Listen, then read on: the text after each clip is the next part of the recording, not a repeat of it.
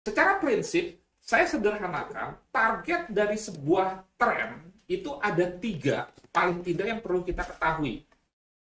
Tugas saya kan sebagai seorang pelatih itu kan membuat segala sesuatunya lebih sederhana. Jadi ada target-target yang saya buat.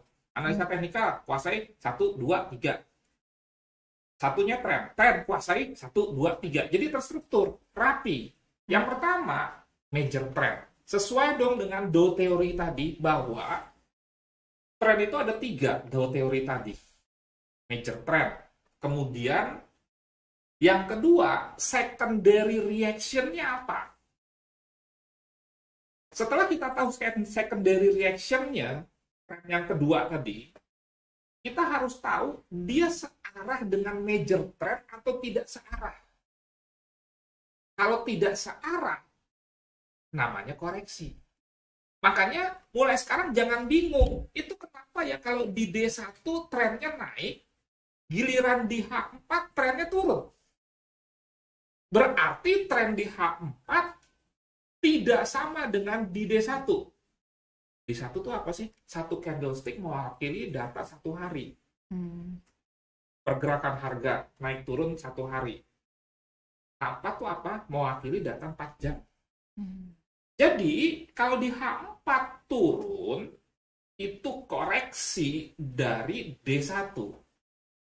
Karena tren itu tidak seperti garis lurus. Kalau dikatakan trennya naik, berarti garis lurus naik. Enggak, dia begini-begini gitu. Nanti kita lihat chartnya.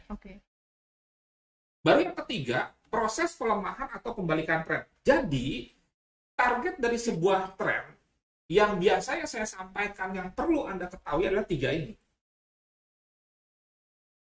Oke. Sekarang, ini contoh nih.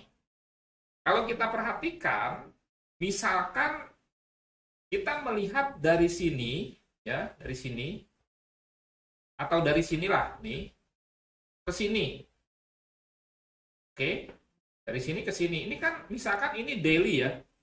Ini kan naik tuh. Tapi perhatikan, dalam tren kenaikan ini kan seperti gelombang atau wave.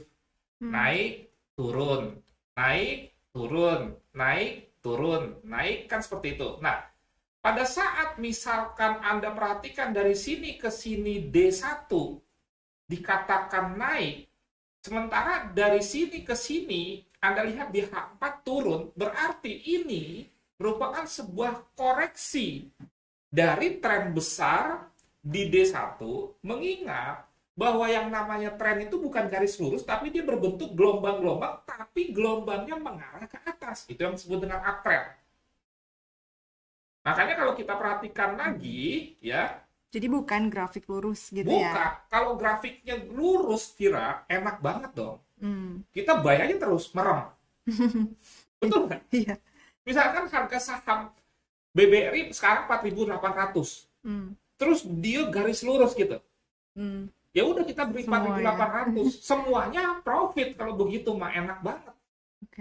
Nah, tantangannya kembali lagi kita positif, bukan hambatan, tantangan. Tren itu bukan garis lurus. Ini yang sering membuat orang frustasi akibat tidak memahami yang disebut dengan secondary reaction. Dikira di kepalanya ini kalau trennya itu naik nggak ada turunnya. Terus orang bisa prepare untuk dia, oh ini udah mau turun nih, gimana tuh Pak? Itu nanti yang harus kita ketahui. Ya, makanya kan tadi ada 3 targetnya ya. Pertama, major trendnya apa? Kedua, secondary trendnya atau secondary reaction-nya apa? Dan itu sesuai dengan major atau tidak? Kalau tidak sesuai namanya koreksi. Yang ketiga, pembalikan atau pelemahan tren. Sabar Vira langsung yang ketiga aja nih. Tapi paling tidak prinsip-prinsip ini harus kita pahami sehingga kita tidak frustasi. Katanya trennya naik, saya buy, dia turun. Itu karena nggak tahu ilmunya ya Pak ya? Betul. Sehingga dia frustasi, next entry atau trading berikutnya, trennya naik dia malah sell. Kali ini begitu dia sell, terbang.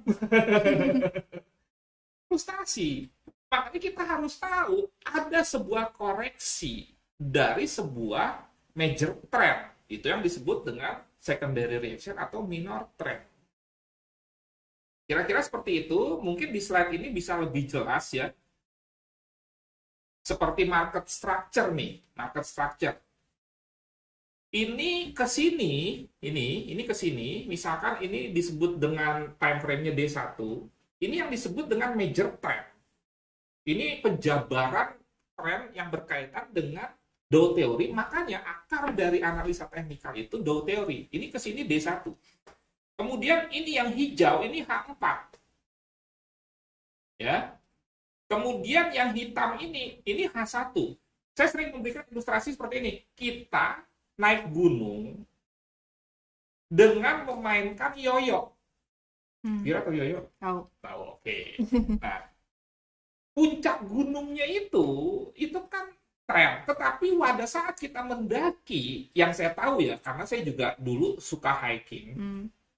Kalau kita mendaki itu nggak harus lurus begitu dong. Ada naik ke bukit, turun dikit, baru naik. Nah ini penjabarannya seperti ini. Jadi trennya naik bukan garis lurus, dia naik turun sambil memainkan yoyo. Nah, yang biru ini D1 itu major trend, yang hijau ini H4 itu secondary reaction, yang H1 ini minor trend itu naik turunnya yoyo.